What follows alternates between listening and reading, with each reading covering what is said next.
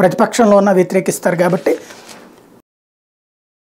సంవత్సరం అట్లాగే జగన్ ద్వేషనామ సంవత్సరం ఇది ఈనాడు జ్యోతిలది వ్యవహారంతో ప్రారంభమైంది. పెంచే దోచే రిజిస్ట్రేషన్లో జగన్ మార్కు నిలువు దోపిడీ, ఇష్టారాజ్యంగా ఆస్తులు విలువ పెంపు, వాస్తవ ధరను దాటిపోయిన వైను, అడ్డగోలుగా పెరిగిపోయిన రిజిస్ట్రేషన్ ఛార్జీలు, అదనపు భారంతో జనం గగ్గోలు. ఇది ఒక విచిత్రమైన మానసిక జాడ్యంతో ఉండేటటువంటి వాళ్ళు మాత్రమే ఇట్లాంటి ద్వేషపూరిత వార్తలు రాస్తారు. నేను ఛాలెంజ్ చేసి అడుగుతున్నా, ఒక్క ఊర్లోనన్నా సరే అక్కడున్న రిజిస్ట్రేషన్ వాల్యూకి అక్కడ అంతకంటే భూమి ధర తక్కువకుంటే కనుక ఆ ఊర్ల పేరు రాయండి. ఖచ్చితంగా ఛాలెంజ్ చేసి అడుగుతున్నా. ఎందుకంటే సాధారణంగా 10 లక్షల రూపాయలు ఉంటే రిజిస్ట్రేషన్ ఛార్జీ 2 లక్షలే ఉంటుంది. మార్కెట్ వాల్యూలు పెంచుతూ ఉంటారు. పెంచడం అంటే ఆ ప్రాంతం అభివృద్ధి చెందినట్టు అని చంద్రబాబు నాయుడు టైంలో రాసేవాడు.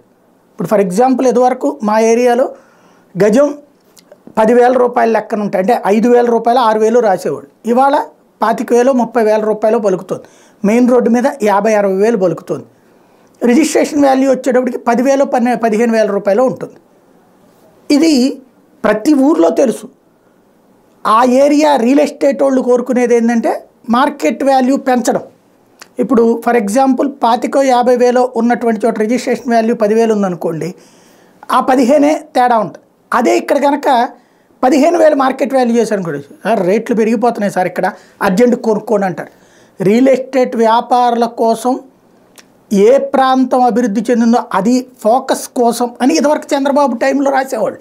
చంద్రబాబు టైంలో ఏడాదికి 1-2 సార్లు పెంచినటువంటి సందర్భాలు ఉన్నాయి రిజిస్ట్రేషన్ వాల్యూస్. మార్కెట్ వాల్యూలు పెరిగిపోయినాయి ఆ ఏరియాలో అన్నటువంటి.